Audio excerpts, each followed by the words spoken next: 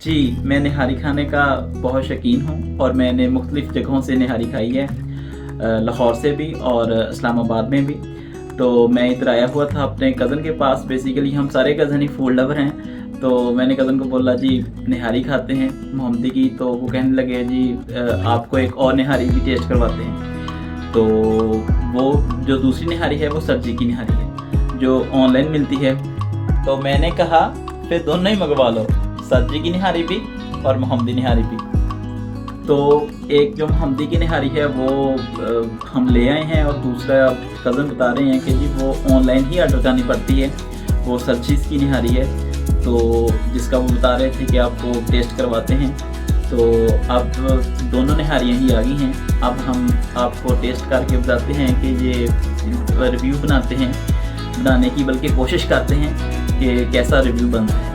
तो अब दोनों निहारियाँ हमारे सामने आ गई हैं, एक मोहम्मदी की निहारी और दूसरी सर्चीज़ की निहारी जो ऑनलाइन मंगवाई। जैसा कि आपको मालूम है कि मोहम्मदी निहारी तेज़ खुशबूदार मसाले की वजह से मुझे पसंद है और मैं जब भी इस्लामाबाद आऊँ तो यही खाता हूँ।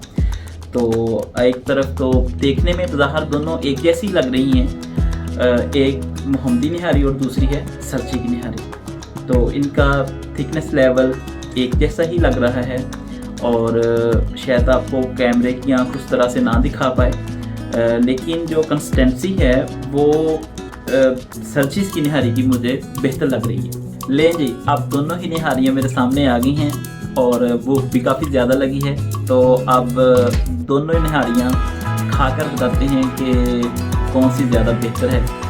मोहम्मदी निहारी को जो पहला नवाला लेते ही चीज़ महसूस होती है वो है इसकी खुशबू और तेज़ मसाला जात, जिसकी वजह से मुझे पसंद है। ऐसा लगता है कि गरम मसाला काफ़ी ज़्यादा मकदार में इस्तेमाल किया गया है मोहम्मदी निहारी में।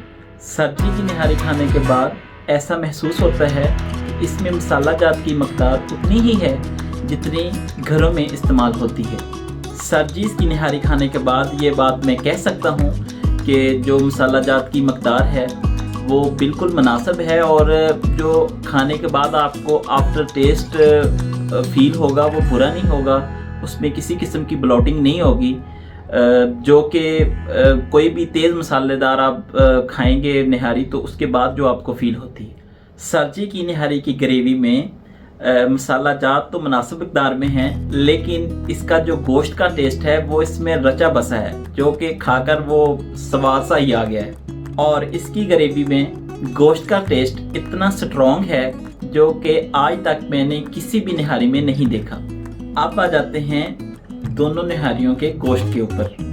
दोनों ही निहारियों में तकरीबन गोश्त एक जैसा ही है, लेकिन मुझे सर्चीज़ की निहारी का गोश्त ज़्यादा मज़ेदार लगा। अगर ओवरऑल हम दोनों ही निहारियों का कंपैरिजन करें तो मोहम्मदी की जो निहारी है वो उन लोगों को पसंद आएगी, उन लोगों को ज़्यादा मेरा ख्याल फैसिनेट करेगी जो ज़्यादा तेज़ मसाला जात खाना पसंद करते हैं। और सर्ची की निहारी उन लोगों को पसंद ज़रूर आएगी जो गोश्त लवर हैं, क्योंकि सर्चीज़ की निहारी में गोश्त का जो जायका है वो रचा बसा है, वो प्रोमिनेंट है।